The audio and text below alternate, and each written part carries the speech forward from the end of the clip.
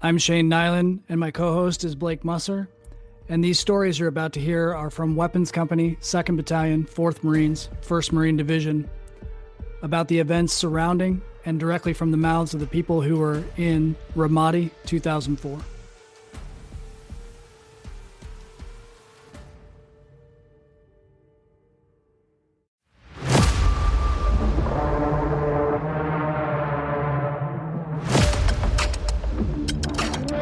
This is part 2 of our conversation with Dan Ackles from Rainmaker Platoon. Unfortunately, I remember it must have been the 7th. Like I said, if they're out today, they're bad. And then you get out there and you realize some of these people, it was a city of 400,000 or something. Yeah. Some of these people didn't move today. They don't have a good news service to tell them that we're treating them all bad, as bad guys if they come out today. We have a hump that goes around from the Army base with a loudspeaker. How many of them did understand the shitty Arabic said on that, or whatever? Right. No, actually, you saying that reminds me that when they sent us through that, I was one of the people that went through the short Arabic school. They taught us classical Arabic. They taught us the Arabic that was done in movies and whatnot, but that would have been based out of Egypt. Yeah. And so Iraqi is as as different as it is from Spanish to Portuguese. I mean, there's some crossover for sure, but it wasn't it. And that's why we had such difficulty with some of our translating processes, is because we weren't speaking the same exact language. Marine Corps way. Rah. Yeah. Yeah. I remember one day, Hersher also went through that class, and he tried teaching us some stuff in Kuwait or something like that. And I remember practicing it and then using it over and over again, and they never knew what I was saying. And they never.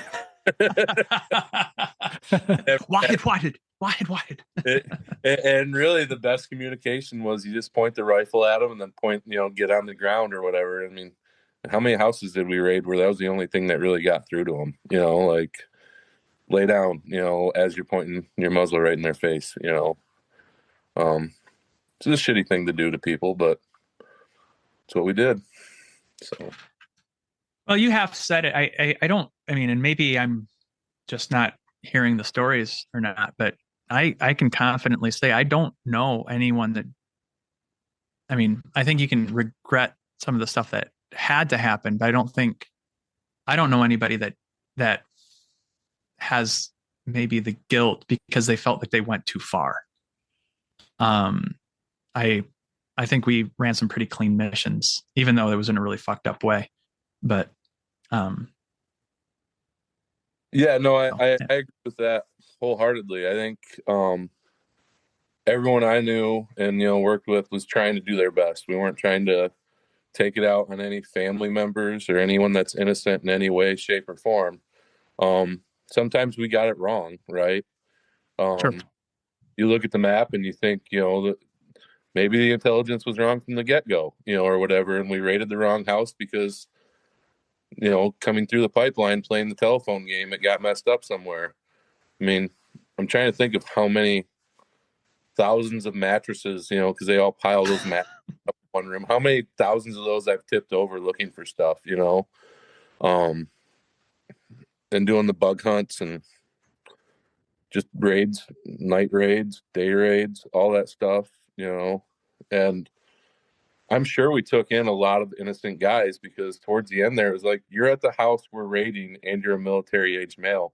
You're going with us. You'll get sorted through at Junction City or wherever, but you're going with us, and you're going to be in the back of the high back with a sandbag on your head, zip ties on your hands, and we're going to sort through this later, but, and I'm sure, I don't know what percentage were completely innocent, I was yeah, more than half, probably, realistically, right? Yeah, and I was, whatever, we did our best, we couldn't communicate with them, couldn't talk to them, Well, I took to heart what I think was Mattis that said, be kind, be professional, have a plan to kill everybody in the room, to paraphrase. And I took that very much to heart. I'm gonna lead with that, and then, and if I need to, I'll fix the situation. I don't know if I've told this story before, but a wild thing happened to me much after I had gotten out. I was living in DC, and I used to do presentations at schools and about veterans and the time in Iraq and everything. This is still when the war was going on. And to make a long story short, I was doing it once, and after I had done my bio, he would open it up to be like, "Are there any questions?" And this girl raised her hand in the back of the classroom, and I called on her, and she said, "What time?" And she had a very thick accent. She's like, Where were you? When were you there?" And I said, February to September 2004, Ramadi. She's like, "I think I remember you. You would have. I'm a refugee, and as it turns out, she was at one of our raids where we kicked down the door and took all the guys." And I was like, this is in the middle of a classroom. These are all juniors and stuff like that. And so it's like, fuck, like, how do I navigate this conversation? And I was like, "I'm so sorry. Are you okay?" And she's like, "No, it's okay." It was, I can't remember exactly what she said, but then she's like, "No, no, no. That's why we're here. We turned in my uncle. He was a bad guy." And so anyways, that was one of the more intense experiences of my entire life, trying to navigate that in front of 25 other students. I can't even imagine. Yeah, no, we stepped after the class. I stepped out in the hallway with her and had a quick conversation. And I mean, she was being a refugee and whatnot. I was happy to have met her. I'll just say that. Yeah, I don't know what I'd do if I was in that situation. I'd like to think I wouldn't drop the dime on my uncle, though. I don't know. Depends on how bad of a guy he was. Yeah. No, I mean, I know their culture is very different. He probably deserved it for a lot of different reasons. Well, not only that, now I can't speak for every situation, but we kicked down a few doors where they may have been related or maybe not related. I don't know, but they were beating the children, treating people, holding their own family members at gunpoint. Like, sometimes you got a little self-preservation. So I guess I understand, but yeah, and boy raping little boys was very common over there. Yeah, there's the whole. I talked to somebody else about that recently. The whole chai boy culture of keeping a young male as a sexual consort was something that we ran into. That was a cross cultural thing that we didn't understand at all. No, that's terrible. I don't want to say anything. That's fine. No, that's totally fine. I honestly, I think what you just said was more than enough about that particular topic. But it to see it in your face it was again huge culture shock, something that you had never thought of and you had never dealt with. Yeah. Well, let's reel you back just a touch. You kind of touched on it a little bit, but I'm curious. You were involved in quite a few big events. If you're willing to talk about it, great. If you're not, we'll skip over it and go to something else. But do you want to talk about what happened with Holm and Hurley, and then also Savage later? Yeah, we'll start with Holm and Hurley. Yeah, I don't know what mission we were on or what we were doing. I think it might have just been a night patrol, and we were out not far from Snake Pit, right across the road from Hurricane Point, in kind of a neighborhood back there, probably not too far from the canal. We got hit by an IED, and that second IED really put the first one into perspective, because the first one felt pretty big at the time. There was a loud explosion. I kind of turned around and Hurley was immediately hurt, type of thing, and just about in my lap. He was kind of peppered from his face down his arm and stuff like that. And I remember hearing Holm screaming up front, type of thing. Lieutenant Dobb calling for Doc. And I think, I can't remember exactly, but I remember our Humvee wasn't working anymore because of the explosion. Mm-hmm. So we were stuck in place, immediately trying to get those guys patched up. Doc did it all pretty much. But then I remember helping them get Which doc did you have with you? Was it Contreras? Yeah, it was Contreras. Yeah. Yeah, which I'm thankful for him almost every day because he was one of the best docs I've ever met. Really had his shit together when we needed him, and he was just a really fun guy too, all around. So, but yeah, he patched them up, and I remember helping Holm get to the medevac vehicle because his ankle had some shrapnel in it, if I remember correctly, and he just couldn't walk. So I kind of put my arm under him and was his crutch getting over there. And then it seemed like we stayed there for hours trying, in the dark, trying to watch for anything else with our NVGs and stuff. And, nothing really happened. After that, we got the vehicle out and we left. And then got back to Hurricane Point. They were medevaced. I think it was dynamite with some bolts and just other shrapnel added onto it, if I remember correctly, for that IED. Yeah, I don't know. So we were your responding QRF as map 2, and I think we estimated that it was mounted up on a wall or up on a telephone pole. It was higher up than street level. But yeah, Okay. it was like a pipe bomb. Like that was our guess, but we really didn't know. You're basing it on pictures and looking at stuff it was in the dark, like trying to figure it out in the dark. But there was no way to figure it out. And that's actually, you bring up another point. We had, for as much as we were vehicle bound, we had no real battalion plan for what to do with downed vehicles. And so you were out there for a couple of hours waiting for who knows what, to get hit again, basically. Right. Be an easy target. Yeah. Because we were, I think if I remember correctly, the original thought was we were going to pick up the wrecker from Junction City, and then they declined. They wouldn't come out. And I mean, I don't know why, right? Maybe the wrecker was broken. Maybe they didn't want to come out. Maybe they had a different mission, but we were waiting to go pick up the wrecker. We were all sitting there on the trucks, geared up, like we need to fucking go. And then finally we get the word like, no, you just go. And we did. We towed that truck back ourselves with a tow bar that we fucking made. I think we made that tow bar. I don't think it was a real tow bar. At one time we towed one back with a strap, like some redneck 4-wheel driving shit. Like, this was not, we had no real plans on how to do any of this stuff. We just made it up as we went. Yeah. And that was an insane situation. And I remember showing up and exactly what you said, vehicles down in the worst possible spot. There's a high rise on one side. Yeah. I remember looking up at all those windows, just waiting for someone to pop out with an RPG and take out more. Right. And just open the sniper fire.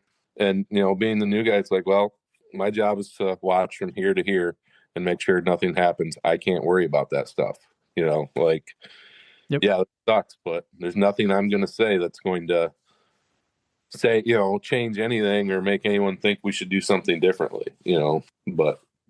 And interesting, I remember showing up and jumping out of the truck to go interface with whoever was in charge of everything. So that way we can make a comprehensive plan. And it wasn't Lieutenant Dobb that came up to me or even a sergeant. It was Hodges. And Hodges is yelling, just yelling and point. What's funny is it worked. I don't give a fuck. He was like, this is what's happening. This is where they are. This is what's going on. I was like, all right, cool. Let's do this. But he had taken charge at that point. Hodges, great. I love that man. Yeah. And that was the one I remember. It had blown down power lines, and there was live power lines crackling on the side of the road right next to the vehicle before we were going to evacuate it. And I was really worried that we were going to kill somebody with a power line because they were high enough voltage that you could hear them crackling on the ground. And I was like, yeah, that's a bad sign. Let's get everyone away. Right by them. I'm sure. Yeah, I'm sure everybody did. Yeah. Yep. Yeah, the next one was Savage. I think that one caused us to reshuffle the trucks, and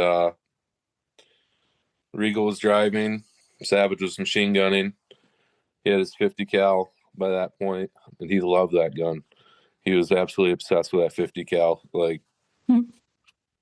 I remember a few days he got to teach me a little bit about it and stuff like that. And but yeah, he loved that 50 cal. I don't know what our mission was. I feel like we were out there trying to do the hearts and minds thing. It was middle of the day, reopening a school or something like that. Generator to the hospital. I don't remember us carrying any real equipment or anything, but I do remember we had those 3/4 doors, and we had made 1 out of 5 stops or something, and Lieutenant Dobbs' 3/4 door had just fallen off. Like, it wasn't there anymore. So we threw it in the back of our high back, and he got one of those like Kevlar blankets that we had in the back. Yeah. Yeah. That for a door type of thing. Uh-huh. And I remember thinking, oh, fuck, this guy's kind of a badass. Like there's any reason to, call off the mission, this would be it. Like, maybe we, could, like go back and get chow and stuff. My head was always in chow. But any excuse to get over to Junction City or Blue Diamond and get something other than T-Rats.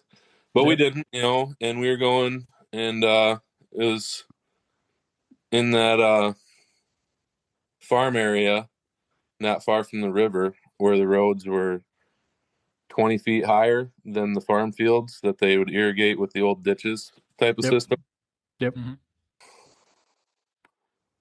We're just cruising, and next thing I know, my ears are ringing, and I'm kind of waking up on the bottom of a pile of Marines in the back of the high back, and the tires are still spinning on the high back type of thing, but we're down in one of those flooded farm fields and just stuck in the mud. I think I was on the bottom of the pile. I remember Savage being directly on top of me. I remember telling him, Savage, you gotta get off of me, and him just almost whispering back, I can't. And I was a lot bigger than him, so I just kind of got up and turned around and looked at him. He was already pale. And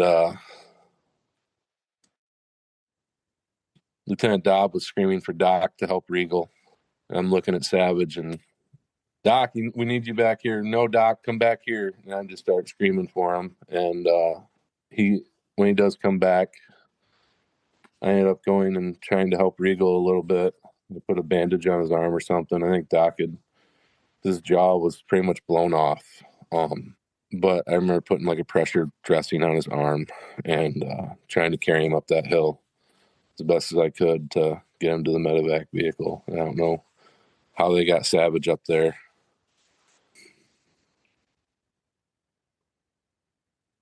But that ringing never leaves your ears, like the concussive force had fucked up my eardrums or whatever. Sure, I got a TBI that day.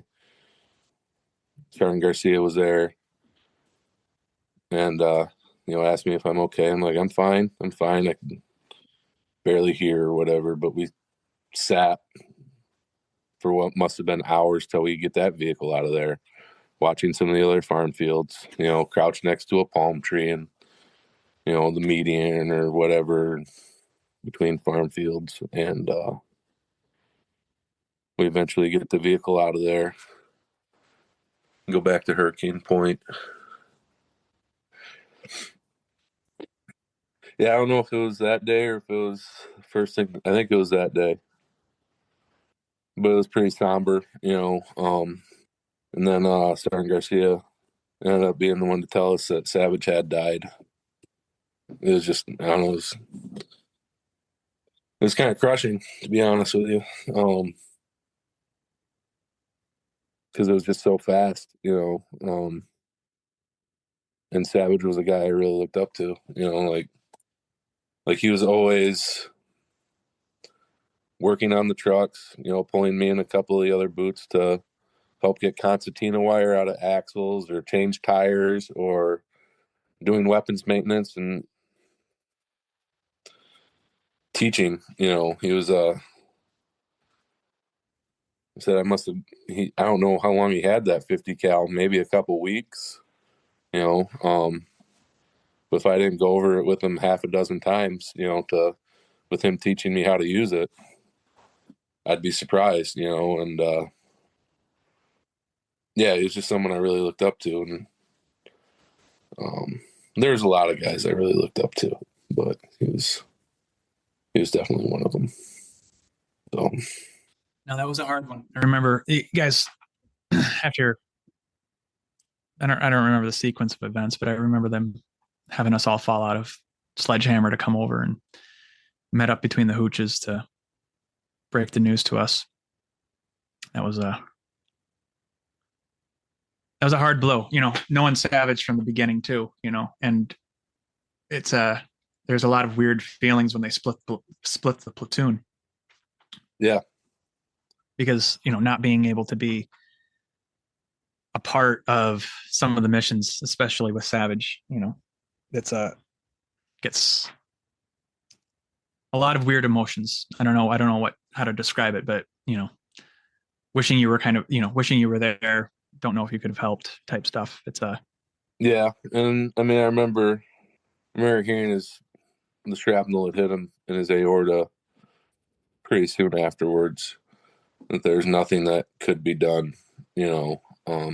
But you always wonder, so. Well, I appreciate you sharing that. I imagine that is hard to share even 20 years later. Savage is one of those people that, it's weird.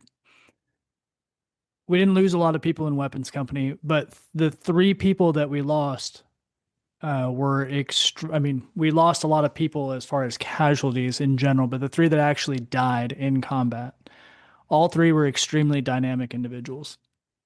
A lot of personality, talked to a lot of people, very outgoing. That was not everybody in weapons company. It's not like we were just a bunch of extroverts. So it's interesting that it's 3 people that touch so many people and everyone has so many memories of all 3 of them. And Savage, very specifically, your description is very apt. Perfect. Deal. Secretly transport equipment to alternate locations. Man, that guy he had some balls on him. Like, as soon as there wasn't a gear watch on any Army equipment anywhere, we were getting it for ourselves, you know. Like, yeah. No matter what it was, he's like, they haven't got no one here. And I mean, that helped us so much, you know, like, yeah. It was all stuff we needed, you know, like. One of the days that we did not get chow in Kuwait when we first got there, he helped me and someone else steal chow from the Army chow hall. We snuck under the tent flaps and stole chow. I believe just to feed the company, like, because nobody was going to feed us and we didn't have anything. He was a big personality. And what's funny is he's not a big guy, right? Anybody listening to this who has never Googled a picture of him, he couldn't have been 110 pounds. I don't know how big he was. He was not a big fella. But just his personality was 10 feet tall and 300 pounds. Like, he was a real dynamic person and a loss to the world. Absolutely. I remember one time in the hooch, I was in the smoke pit, kept asking him how bad the hazing could have been back in the old days. He kept talking about Ninja Turtles, and I said, I'll do one. It can't be that bad. And he gave it to me proper. It was fun, you know. For those that don't know, I'm intimately aware of Ninja Turtles because I was in that time frame. But not everybody does. Describe a Ninja Turtle, Dan. For me, I was in boots and utes, just a no flak jacket on, but you put your Kevlar on the ground and you stay on parade rest on it with your chest. That's right. There you go. It's sitting on the Kevlar type of thing, and obviously it's not very comfortable. Your body is being held up by the Kevlar pushing into your chest, and generally you're reciting some kind of knowledge or something along those lines, maybe singing the Marine Corps hymn. that's the kind of shit I joined the Marine Corps to do, right? Like people, like, I understand hazing has gone too far in a lot of situations, and there's a lot of people that didn't like it, but that is what makes you a part of the club to a certain extent, right? Like, we've all done this shit. Let's be stupid and let you join the club. You know, like, does it go too far sometimes? Yeah, I'm sure, but it never went too far with me. Like after that, we went and had a couple cigarettes together and laughed, and like. Well, now it's a fond memory. You're not like that son of a bitch, right? You're like, no, that was awesome. We bullshitted and laughed. Yeah. Yep. And I mean, I guess it helps that I literally asked them for it. Like. Yeah. But I mean, I much would have rather done that than any of the NJPs I got later in my Marine Corps career. Yeah. Well, that used to be the joke when we first got to 2-4, and 2-4 had changed drastically in just the 4 years we were in. I imagine 4 years after, even more so. But it used to be they would proposition you. They would say, you want pain or paper? And everybody said pain. Nobody said fucking paper, because you knew what paper meant. Paper meant you were losing rank, money, freedom, all kinds of shit. Right. And pain just meant you get the shit kicked out of you for, 24 hours at the most, right? If it was the worst possible thing. And then you laughed about it later. Right.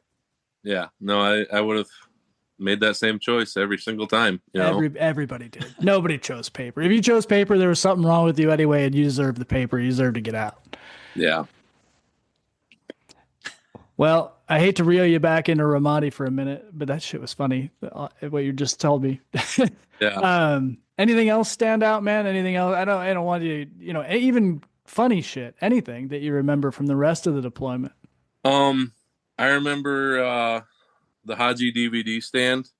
Yeah. At one point, Anchorman had just come out on DVD or whatever, and we had a TV in the front of the hooch, and it was probably the whole platoon sitting there watching it together and just roaring with laughter. That was a real highlight of that deployment, and all the Anchorman quotes that just kept going the rest of the deployment and on and on, that was a really great bonding moment type of thing. Yeah, this is before the internet and memes were big, so we just yelled movie quotes at each other. Yeah. Yep. And you'd always get a chuckle out of them, like everyone knew the movies together type of thing. And there's some real zingers in there, I don't know what I did to get on it, but I was on shitter duty for most of Iraq with Gunny Merarkey. At first it was just, hey, I don't like how some of these guys are leaving it. You got to come through here and check, make sure we got toilet paper, wipe shit down real quick. But then the guys emptying the porta-johns weren't allowed on base anymore. Well, we also killed. As I say, two of them. Yeah, two of them got killed. One got killed by the enemy. One got killed by us. One time, the shitter truck got blown up. Like, there's a lot of stuff. Yeah. Yeah. But yeah, I'll never forget him showing me the technique of using an engineer stake to depile the shit from the center and just push it to the side so we had room to shit still. And important life skills. Yeah. And I mean, I don't know about you guys, but I was 19 at the time. That was my only place to get intimate with myself. So that was the rush of, in the middle of the day, those would be 130 degrees sometimes. Yeah. Can you rub one out faster than you will pass out from the sauna heat? The flies tickling while you're doing anything you need to in there type of thing with an old magazine, because those fucking Iraqi flies are still like give me trauma. Like they would land, those goddamn things would land like on your lip or inside your nose, and you'd swat them away, and then it would come back and land exactly in the exact same spot over and over again. Yep. I'd rather be waterboarded than having one of those Iraqi shit flies land inside my corner of my mouth again. Yeah, absolutely disgusting. But I do remember one time I got off of shitter duty for 2 weeks because Gunny Merarkey hated lay long. And for whatever reason, we were grappling, me and Lee Long were. I choked him out, and Gunny really liked that. So he's like, Ackles, did I hear you choked out Lee Long? Yep. Like, I did. He's like, you're off shitter duty the next 2 weeks. So, so happy. So, yeah, that was another fond memory, not having to push the shit to the side for a couple weeks. But now I think about it, he probably didn't call me Ackles. I think it was just Red. Hey, Red. Time, because hair and face red all the time over there. Just sunburn. So, but yeah, Gunny Merarkey liked a naked black woman and physical violence. And so, yeah, if you had either one of those, you were able to get out of something. He was a bad motherfucker. Yeah. I mean, we had a lot of bad motherfuckers, you know, like you know, like there's him, and then there's the biggest black man you ever saw in First Sergeant.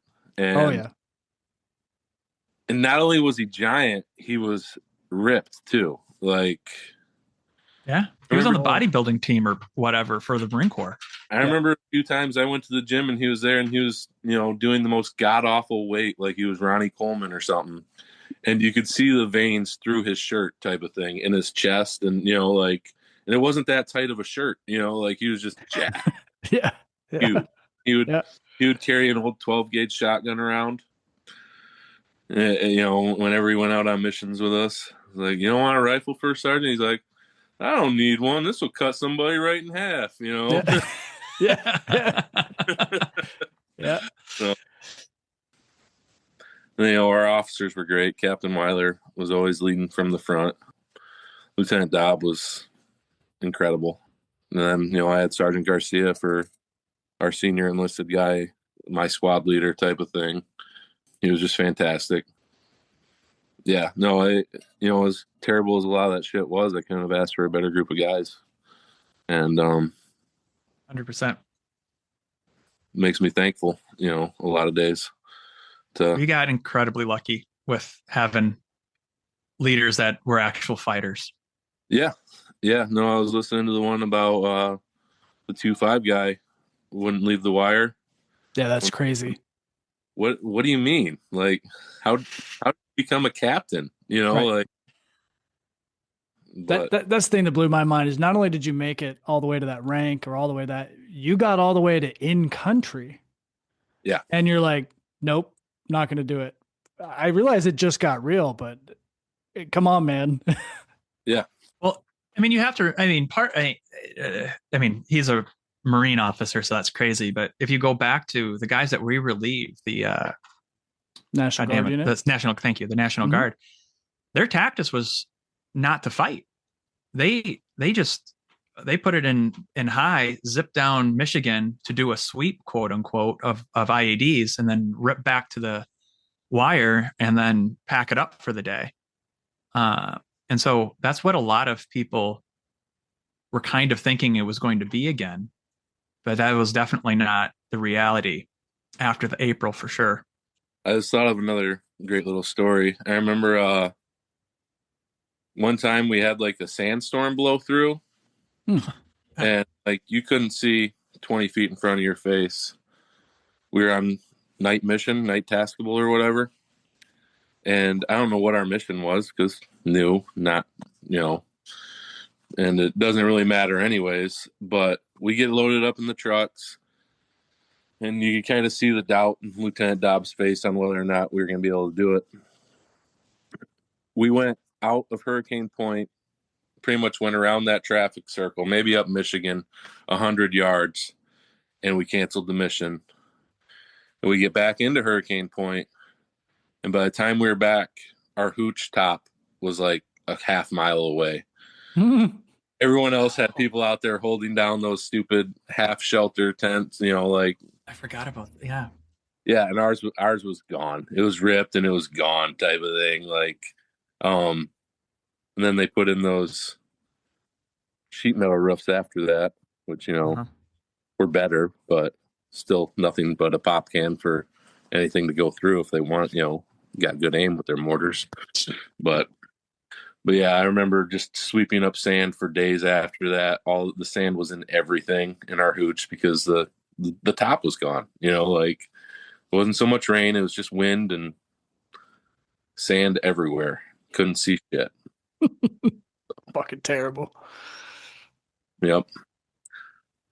So that was my job, to keep those Iraqi contractors to on focused on finishing putting those roofs on, because they kept well, it was horrible because their standard SOP was to like do like 60% of the job, ask for their money, and then be like, well, I'll come back. And Gunny Merarkey was like, you're gonna babysit these motherfuckers and this will get done. Yeah. Yeah, I believe that. I'm sure they wanted a lot of breaks for cigarettes along the way too. Oh, it was I was constantly hollering. No, I'm not into bad about a whole civilization, but I didn't see a lot of work ethic in their people. They definitely had a different idea of what done looked like, and what was. It was more that their relationship to time, as I've studied more of this stuff, it's like their relationship to time is just so different than ours. Like we're like, when we say tomorrow, we literally mean 24 hours from now. And when they say tomorrow, that's upwards of a year. And that's not, it's just, very different culture. I'm not saying that in a good or bad way. It's just the fucking reality. And that's part of what caused us a lot of our headaches over there, is that we didn't understand what the fuck, we would say tomorrow and we thought they were committing to 24 hours, and then something else would happen and be like, what the fuck? Yeah. Inshallah. Yeah. Good shit. Something I've asked most people. How do you make sense of it all? What does it mean to you now that it's 20 years on? Or do you not make sense of it all? That's also okay too. I think it's difficult, right? Because can we say Iraq is in a better place now in any way, shape, or form? I don't think we can say yes. But I can say, like I was saying earlier, I think we all tried. I think we were trying to open schools. We were trying to make life better for those people. And I don't think it was on us. I think they were handed a opportunity and they fumbled it, right? I wish they were in a better place, right? It's hard to justify the lives we lost, for no substantial gain in their society. And, I was still in 2006. I didn't go back to Ramadi, but I went to Barwana. Well, I think it was Echo Company went to Ramadi, and got to see some of those guys afterwards. And it was an even shittier place by the time they went back, right? Like nothing got repaired. All the bullet holes from our first tour there were still there. If anything, it got worse. And it's obviously the opposite of what we were trying to do. So that's disappointing in that way. But at the same time, I got to go through that hell with, like I was saying earlier, the best group of guys I've ever known. And I wouldn't trade that for anything, what little stuff I did to help out, I'm proud of. And just knowing all of you bastards is something that's very near and dear to me. So appreciate that, man. Yeah. Feelings mutual. You would have, but I always forget that there's a handful of guys like you, because of when you landed, you would have done those 3 deployments, ours, and then Oki, and then had to go back. What was, that had to been, what was the difference between the spin? Obviously with you getting dropped like only a few weeks before we went over, so you wouldn't see that first spin up, but do you feel like there was a big difference and being, quote unquote, prepared for Iraq for you? No. So we left on a MEU, and up until 2 weeks before we went to Iraq, they were telling us we're not going to Iraq or Afghanistan, right? Oh, wait, you were pulled off of a MEU to go do that? Yeah. Oh shit, I didn't know that. Yeah, we did the West Coast MEU, left from San Diego, stopped in Hawaii, stopped in Asia somewhere. I think we stopped in Australia on the way over there, but it might have been the way back. I can't really remember. But yeah, we were supposed to do the training circuit throughout the Pacific. Cobra Gold and all that shit. Yeah. And then, like I said, it was 2 weeks before that. They're like, "Yeah, plans changed. We're going to Iraq, and you're gonna." And they split up the whole battalion, and it was just a shit show. We went to Barwana, which was a very small town. Yeah. And we were supposed to be there for 30 days. It ended up being 4 months, maybe 5 months, type of thing. And towards the end of it, they were trying to get a lot of the guys in my class, if you will, to voluntarily extend their contracts so they could go back with the MEU. And no one did. No one would re-enlist. No one, they're like, no, like, we're not doing this. Morale was low. It doesn't sound like that was even there. Was it even registering? Yeah, no shit. So funny story about that deployment. So we started off in this house that was half finished that we took over right in Barwana. And then at some point, being weapons company, we went out to a train station. I had one good pair of boots when the deployment started and another one just to say I had one for inspection, and I didn't want to spend the money for any. Well, they issued us, guys that needed boots, another pair of boots. So I threw out my old ones into the burn pile and burned them up with my new ones on.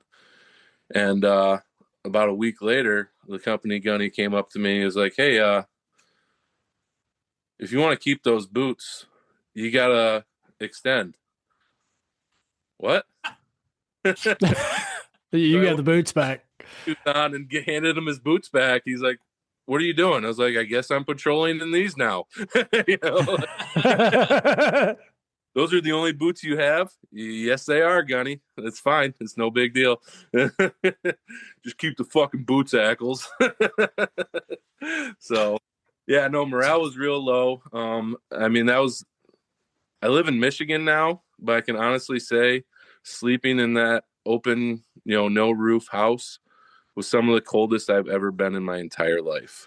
Like, it was cold. And a lot of us didn't have both sleeping bags because, when we were in Ramadi, it was hot.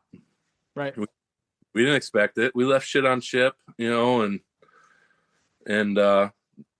it felt completely worthless. I don't remember seeing a fighting age male. Like my entire time in Barwana. I don't remember seeing any fighting age males at all, much less to shoot at. So you were in no engagements on that one? No, I don't remember raising my gun in anger at all. It's wild. Barwana's an interesting, totally different. Yeah. Barwana's interesting as far as historically, just because that's where there was intelligence wise, there was some of the heads of like AQI and ISIS ended up being in Barwana. And I don't ask me why. I have no fucking clue. I just know that's where like key leaders of like Zarqawi's inner circle and stuff like that were end up being captured in Barwana. But I don't know anything about it other than that. That's all I know. I believe it was Golf Company replaced us in the city when we moved out to the train station or whatever. And the month we were in the city, there was this mean-ass donkey tied to a post that would occasionally get loose and almost trample some guys, but we weren't allowed to shoot it. And we went up to the train station, the guys from Golf Company shot that motherfucker.